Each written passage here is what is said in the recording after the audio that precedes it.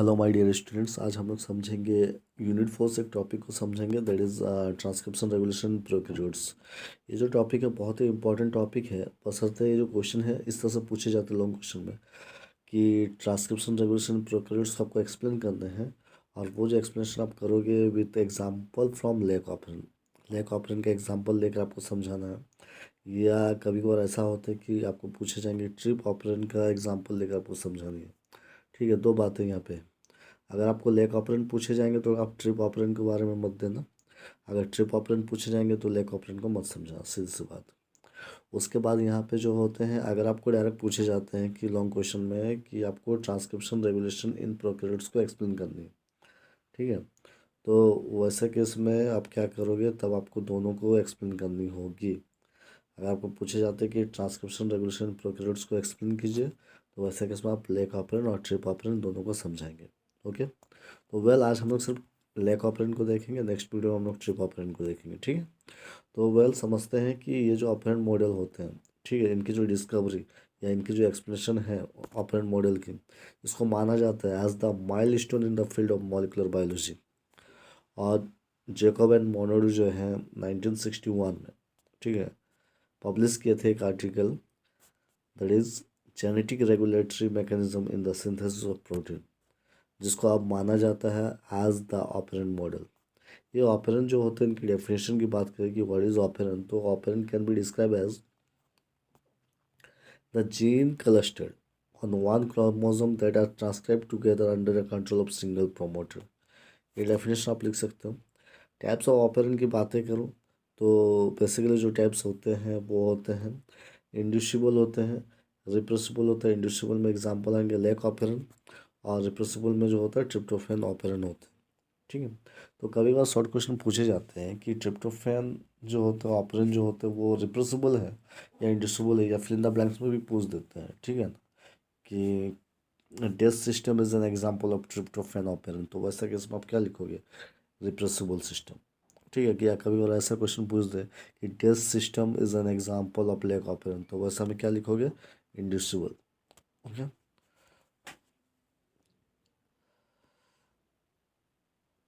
Lack operon के model में जो हम लोग देखेंगे बेसिकली उसमें स्ट्रक्चरल जीन होते हैं, रेगुलेटरी जीन होते हैं, प्रोमोटर होते हैं, ऑपरेटर होते हैं। और स्ट्रक्चरल जीन जो होते हैं क्या होते हैं, वैसा जीन जो कोड कोड करते हैं बेसिकली किसको, नॉन रेगुलेटरी पॉलीपेप्टाइड को, जैसे कि हम बोल सकते हैं एंजाइम को। लेकिन रेगुलेटरी जीन का काम क्या है, वो रेगुलेट करेंगे, वो कंट्रोल करते हैं जीन एक्सप्रेशन को। ठीक है, और ये बेसिकली जो भी प्रोडक्ट होता है उसको इनकोड करता है, और उसके बाद वो रेगुलेट करेगा उसको जीन एक्सप्रेशन को। ये बोल सकते हैं हम लोग एक तरह का ऑन ऑफ मैकेनिज्म में ये चलते हैं। ठीक है, और ये जो होते हैं उसके बाद जो होते हैं नेक्स्ट प्रोमोटर की बात करें। प्रोमोटर जो होता है एक ऐसा जगह होता है जहाँ पे क्या होता है, आरएनए पॉलीमरेज आकर बाइंड होते हैं। आपको अच्छी तरह से पता है आगे जाकर क्या होगा कि ट्रांसक्रिप्शन जो होता है वो परफॉर्म होती है। नेक्स्ट जो होता है ऑपरेटर। ऑपरेटर जो होता है एक तरह का बाइंडिंग साइड होता है रिप्रेशर का। ठीक है, तो इसके अलावा जो होते हैं इस मॉडल पर हम लोग क्या क्या देखेंगे, एक देखेंगे हम लोग रिप्रेशर को। रिप्रेशर को हम लोग यहाँ पर लेक आई से डिनोट किए हैं, that is lactose, small I से भी हम लोग डिनोट करते हैं। ठीक है, ये जो रिप्रेशर होते हैं, ये रिप्रेशर प्रोटीन जो होता है, ठीक है, उसको कोड करते हैं। और बेसिकली ये जो होते हैं ये डीएनए जो होते हैं, डीएनए में जो ऑपरेटर होते हैं उसके साथ वो बाइंड कर जाते हैं और ब्लॉक कर देंगे किसको, the binding of RNA polymerase at the promoter. तो मतलब आगे जाकर क्या करो, प्रोमोटर को भी क्या, प्रोमोटर रीजन में क्या होता है, आरएनए पॉलीमरेज को वहाँ पे बाइंड होने नहीं देते हैं, जिसके वजह से क्या होता है कि जब आरएनए पॉलीमरेज वहाँ से और क्रॉस नहीं कर पाएगा, क्योंकि जैसे सपोज मान लेते हैं कि ये एक डीएनए है, दिस इज़ द ऑपरेटर।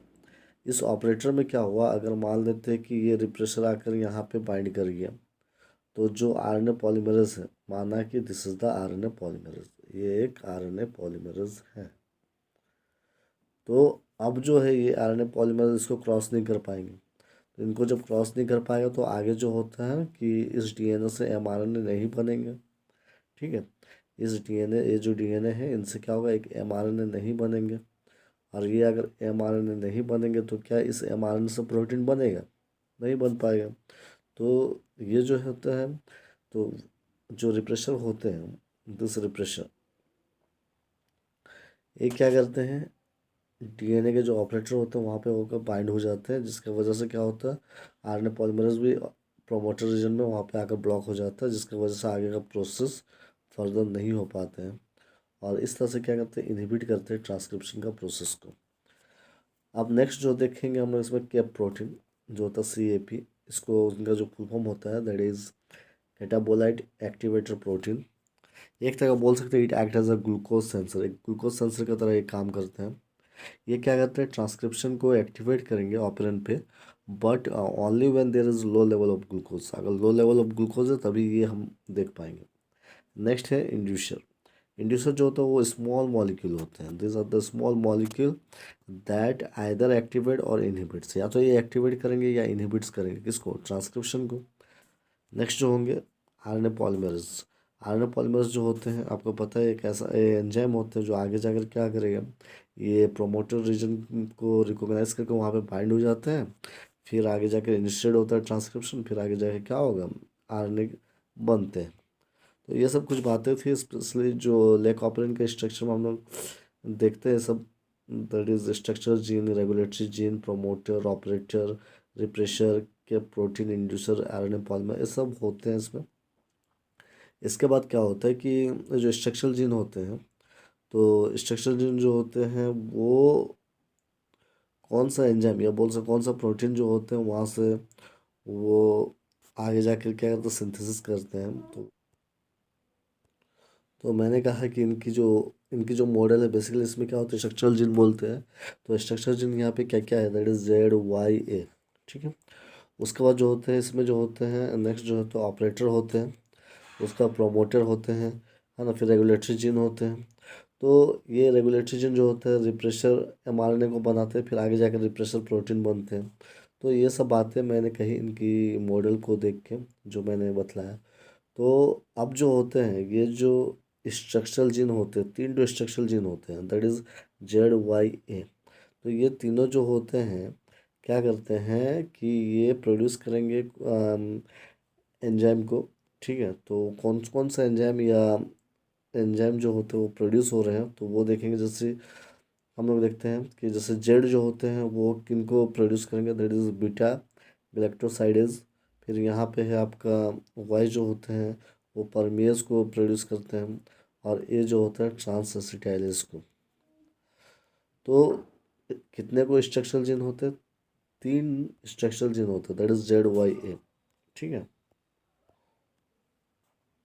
तो मैंने कहा आपसे जो तीन जो स्ट्रक्चरल जीन होते हैं वो कौन कौन से होते हैं, दैट इज ZYA होते हैं, ठीक है। तो फर्स्ट जीन जो होते हैं वो इनकोड करते हैं कि इसको बीटा गैलेक्टोसाइडेज को, दूसरा जो होता है दैट इज परमेज, और तीसरा जो है दैट इज लेक ए बोल सकते हो, लेक का मतलब लैक्टोज है ना, ट्रांस एसिटाइलेज। तो यहाँ पे तो ये आपका होगा ट्रांस एसिटाइलेज होंगे, ठीक है। तो इस पर देख लीजिएगा यहाँ पे ट्रांस एसिटाइलेज ASE। तो यहाँ पे देखिए जो जेड होते हैं तो ये हाइड्रोलाइज करते हैं किसको, दैट इज लैक्टोज को ग्लूकोज में और ग्लैक्टोज में, ठीक है। और वाई जो होते हैं this gene direct the synthesis of beta galactosidase permease and hence protein is responsible for lactose uptake. It transfer lactose into the E. coli cell. तो ये जो जीन होते हैं ये बनाते हैं किसको, परमेज एंजाइम को बनाते हैं, ठीक है। और ये जो होते हैं ये जो प्रोटीन है ये रिस्पॉन्सिबल है लैक्टोज को अपटेक करने में। उसके बाद नेक्स्ट जो होते हैं जो थर्ड जीन है दैट इज लेक ऐसे जो बनेंगे दैट इज ट्रांस एसिटाइलेज जो है ना, ये ट्रांसफर करते हैं ट्रांस एसिटाइल को एंजाइम को किसमें, टू बीटा ग्लैक्टोसाइड में। तो ये सब बातें रही कुछ। उसके बाद जो होंगे तो इनको याद रखिए कि ZYA जो होते हैं तीन जो होते हैं स्ट्रक्चरल जीन होते हैं। जो जेड जो होते हैं बेसिकली किनको बनाते हैं, बीटा ग्लैक्टोसाइडेज को, वाई जो होता है परमेज को बनाते हैं, और ए जो होता है ट्रांस एसिटाइलेज को बनाते हैं, ठीक है। तो अभी मैकेनिज्म को समझते हैं, स्ट्रक्चर को देख लिया, अभी मैकेनिज्म को समझते हैं कि इनकी जो मैकेनिज्म है कि मैकेनिज्म क्या है लैक ऑपरेंड की। तो केस वन जो होता है कि कहता क्या है कि when repressor bound to operator, हाँ, नो ट्रांसक्रिप्शन, मतलब उस केस में क्या होगा, ट्रांसक्रिप्शन नहीं होगा। सीधी सी बात, जब लैक्टोज एब्सेंट होंगे, पहला जो है मेरी जो केस वन है दैट इज लैक्टोज अगर एब्सेंट होते हैं तब क्या होता है। तो very simple, in the absence of lactose, अगर लैक्टोज अगर एब्सेंट होंगे मीडियम में, तो वैसा केस में क्या होगा, जो रिप्रेशर प्रोटीन होते हैं वो बाइंड कर जाएगा ऑपरेटर साइड के साथ, और लास्ट में क्या होगा, जिसकी वजह से आरएनए पॉलीमर्स जो होंगे आगे जाके ट्रांसक्राइब नहीं कर पाएंगे। तो आगे जब ट्रांसक्राइब नहीं हो पाएगा तो स्ट्रक्चरल जीन से क्या होगा, आगे जाके एमआरएनए नहीं बनेंगे और वहाँ से प्रोटीन नहीं बनेंगे। ठीक है, तो इसका मतलब वहाँ पे कोई भी ट्रांसक्रिप्शन नहीं होगा। तो इसको हम लोग डायग्राम से देखते हैं, डायग्राम से समझते हैं। एक कब होता है, in the absence of lactose. तो अगर मान लेते हैं ये लैक्टोज अगर एब्सेंट है मीडियम में, ठीक है, लेट्स सी द डायग्राम यहाँ पे। तो केस वन मैंने क्या कहा कि अगर लैक्टोज एब्सेंट है, तो आप देखो यहाँ पे सीधी सी बात, जब लैक्टोज अगर एब्सेंट होंगे तो हम लोगों ने तो पहले जो लैक ऑपरेन की जो मॉडल हम लोगों ने देखा, उनके स्ट्रक्चर को देखा कि इसमें स्ट्रक्चर जिन इनको कहता है दैट इज़ ZYA। ठीक है, ये समझे थे। ऑपरेटर होता है, प्रोमोटर होता है, रेगुलेटरी जीन होता है, जिसको स्मॉल आई से डिनोट करते हैं। ठीक है, कहीं कहीं कैपिटल आर से भी डिनोट किया जाता है। तो यहाँ पे हो क्या रहा है, डायग्राम से आप देखो, ये जो रेगुलेटरी जीन होते हैं ये प्रोड्यूस करते हैं किसको, mRNA को। और इस mRNA को हम कहेंगे रिप्रेशर mRNA। क्या कहा मैंने, ये जो रेगुलेटरी जीन है उसने क्या प्रोड्यूस किए, mRNA को प्रोड्यूस किए। उस mRNA को हम कहेंगे रिप्रेशर mRNA। वो mRNA आगे जाके एक प्रोटीन बनाएगा, उस प्रोटीन का नाम है रिप्रेशर प्रोटीन। ठीक है, अगर यहाँ पे लैक्टोज एब्सेंट होता है, लैक्टोज क्या है यहाँ पे एब्सेंट है, नहीं है, तो वैसा केस में क्या होगा, ये जो रिप्रेशर प्रोटीन है तो ये क्या होगा, आके बाइंड करिए किसके साथ, इस ऑपरेटर रीजन में आकर बाइंड करिए। जैसे यहाँ पे क्या हुआ, ऑपरेटर रीजन में बाइंड कर गया, और आपको पता है कि जो प्रोमोटर होते हैं उसमें एक बाइंडिंग साइड होती है जहाँ पे क्या होता है, आरएनए पॉलीमरेज आकर बैठता है। तो अगर माना कि यहाँ पे आरएनए पॉलीमरेज है, ठीक है, तो आरएनए पॉलीमरेज अगर यहाँ पे है तो क्या ये आरएनए पॉलीमरेज इस ऑपरेटर को क्रॉस कर पाएगा, बिल्कुल सीधी सवाल है यहाँ पे, नहीं कर पाएगा, क्योंकि रिप्रेशर प्रोटीन क्या हुआ, आकर बाइंड कर गया ऑपरेटर रीजन पे। तो आरएनए पॉलीमरेज जो यहाँ पे है वो इसको क्रॉस नहीं कर पाएगा। जब क्रॉस नहीं कर पाएगा तो जो स्ट्रक्चरल जीन होते हैं तो वहाँ से क्या होगा, आगे जाके क्या होगा, प्रोटीन का सिंथेसिस ही नहीं होगा, यहाँ से क्रॉस ही नहीं कर पाएंगे। तो ये तो आगे जाकर एमआरएनए नहीं बनेगा, एमआरएनए नहीं बनेगा तो क्या होगा, प्रोटीन भी नहीं बनेगा। तो इसका मतलब यहाँ पे हम लोगों ने देखा कि देयर इज़ नो ट्रांसक्रिप्शन। यहाँ पे क्या हुआ, ट्रांसक्रिप्शन नहीं हुआ। ठीक है, और ये ट्रांसक्रिप्शन क्यों नहीं हुआ, बिकॉज यहाँ पे रिप्रेशर प्रोटीन आकर बाइंड हो जाते, कहाँ पे, इस ऑपरेटर रीजन पे आकर बाइंड करेगी। आई बात समझ में। तो ये कब हुआ, जब लैक्टोज एब्सेंट है कि नहीं। नेक्स्ट समझते हैं, केस टू की बात करते हैं। अगर लैक्टोज प्रेजेंट होगा, माना कि मीडियम में क्या हुआ कि यहाँ पे लैक्टोज प्रेजेंट है, ठीक है, जब लैक्टोज प्रेजेंट होंगे तो वैसा केस में क्या होगा, रिप्रेशर जो होंगे, जो रिप्रेशर हैं वो क्या होगा, ऑपरेटर साइड से रिलीज हो जाएंगे, जिसके वजह से क्या होगा, अब जो होगा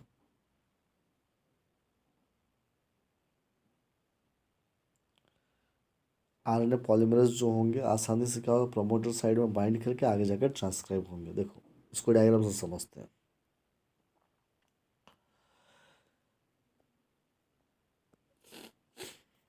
यहाँ पे देखो, ये है, दिस वन इज द एक रेगुलेटरी जीन, जिसने क्या किया, एक mRNA बना है जिसको हम कह रहे हैं रिप्रेशर mRNA। इसने क्या किया, एक प्रोटीन बनाया जिसको हम कहते हैं रिप्रेशर प्रोटीन। रिप्रेशर प्रोटीन जब यहाँ पे है, ठीक है, बना, अब क्या होगा, ऐसा केस में यहाँ पे पास क्या होता है कि हमने कहा in the presence of lactose, presence की बात की, जब प्रेजेंस ऑफ लैक्टोज की बात करें, अगर मीडियम में लैक्टोज है, वैसा केस में क्या होगा, तो इसका मतलब यहाँ पे क्या है, एक इंड्यूसर है, वो इंड्यूसर क्या होगा, इनको पकड़ लेगा। किनको पकड़ेगा, इनको, दैट इज़ द रिप्रेशर को। ठीक है, रिप्रेशर प्रोटीन को आप डायग्राम से देखो, यहाँ पे पकड़ लिया। ठीक है, तो यहाँ पे रिप्रेशर को एक इंड्यूसर ने पकड़ लिया। अब जैसे ही पकड़ लिया यहाँ पे, तो क्या हुआ, ये जो प्रोटीन है अब यहाँ पे क्या होगा, ऑपरेटर के साथ बाइंड नहीं कर पाएगा, क्योंकि इनको पकड़ के रखा है। किसने पकड़ के रखा है, इंड्यूशन ने इस रिप्रेशर प्रोटीन को पकड़ लिया। अब एक तरह का बोल सकते हो इनएक्टिव हो गया, मतलब अब ये जा नहीं पाएगी। तो मैंने क्या कहा यहाँ पे कि एक रेगुलेटरी जीन है जिसने क्या हुआ, प्रोड्यूस किया एमआरएनए को, जिसको हम कहते हैं रिप्रेशर एमआरएनए। आगे जाकर क्या हुआ कि यहाँ से बनते हैं एक प्रोटीन जिसको हम लोग कहते हैं रिप्रेशर प्रोटीन, और इनमें है, सामने में आपको दिख रहा है इंड्यूशन। इंड्यूशन ने क्या किया, रिप्रेशर प्रोटीन को पकड़ लिया। तो अब ये जो है रिप्रेशर प्रोटीन जो है, अब ये इनएक्टिव हो गए। तो ऐसा समझो कि इंड्यूसर जो है एक पुलिस है, और ये जो है रिप्रेशर प्रोटीन एक चोर है। तो पुलिस ने क्या किया, चोर को पकड़ के रखा। जब चोर को पकड़ के रखा, तो अब ये जो है चोर यहाँ पे आकर बाइंड नहीं कर पाएगा, यहाँ पे नहीं जा पाएगा। तो इस तरह से जब नहीं जा पाएंगे, तो प्रोमोटर रीजन में क्या होता है, ये जो प्रोमोटर रीजन यहाँ पे आरएनए पॉलीमरेज आकर बैठा। अब आरएनए पॉलीमरेज जैसा जैसा आगे की ओर बढ़ेंगे, तो ये जो स्ट्रक्चरल जीन है ZYA, ये प्रोड्यूस करेंगे किसको, mRNA को प्रोड्यूस किया। जैसे कि जेड से एक mRNA बना, वाई से एक mRNA बना, और ए से एक mRNA बना। आगे जाकर वो mRNA बना देते हैं क्या, प्रोटीन को बना। तो यहाँ पे हम एंजाइम की बात कर रहे हैं, दैट इज ग्लैक्टोसाइडेज बना।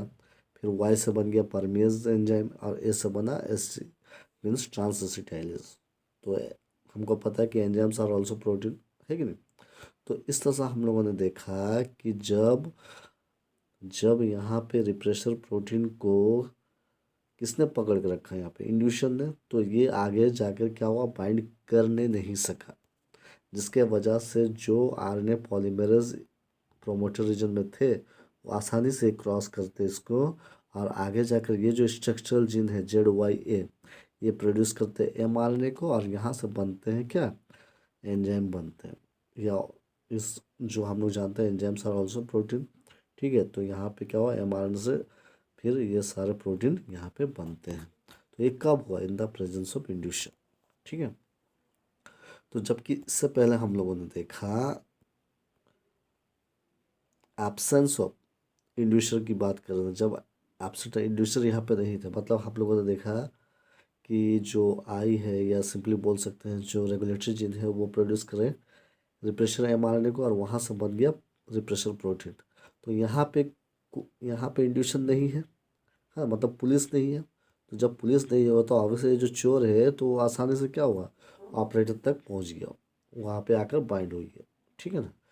और जब यहाँ पे बाइंड हो गया, तो ऑब्वियसली जो आरएनए पॉलीमरेज थे यहाँ पे, तो ये आगे क्रॉस नहीं कर पाए, जिसके वजह से क्या हुआ कि ये जो स्ट्रक्चरल जीन है, ये आगे जाकर mRNA नहीं बना पाया, और ना ही यहाँ से कोई प्रोटीन बने। तो दोनों ही किस्सा समझ में आया कि आपको, ये किस्सा कब हुआ, in the absence of inducer.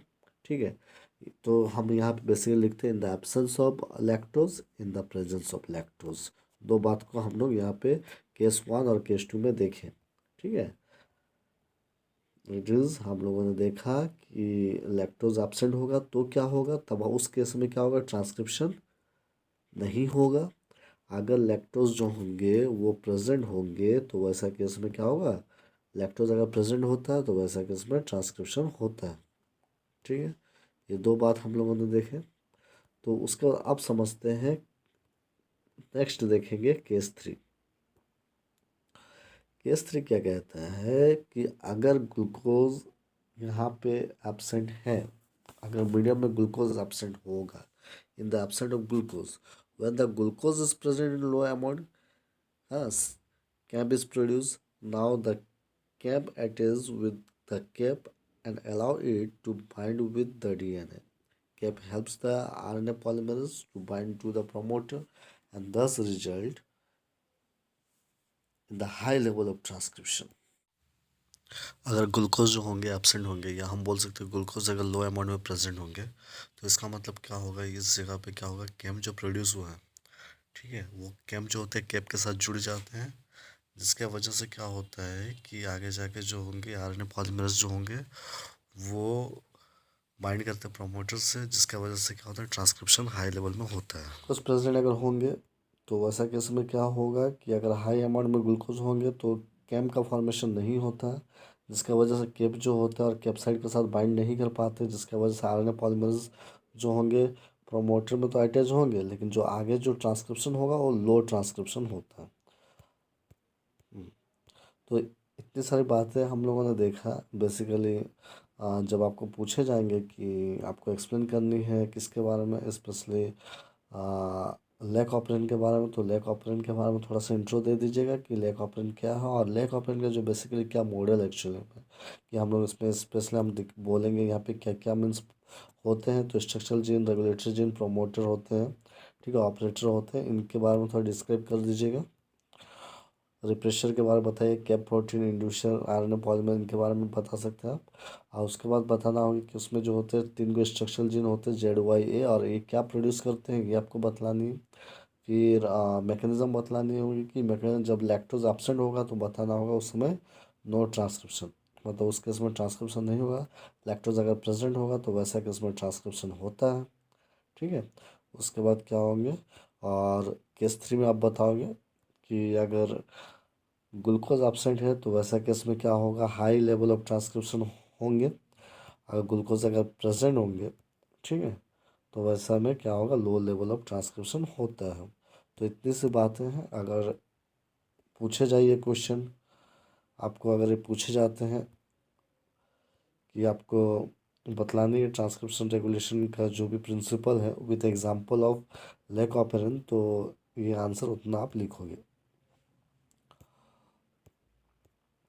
Next video में हम लोग देखेंगे ट्रिप ऑपरेंट को। तो आज के लिए इतना ही।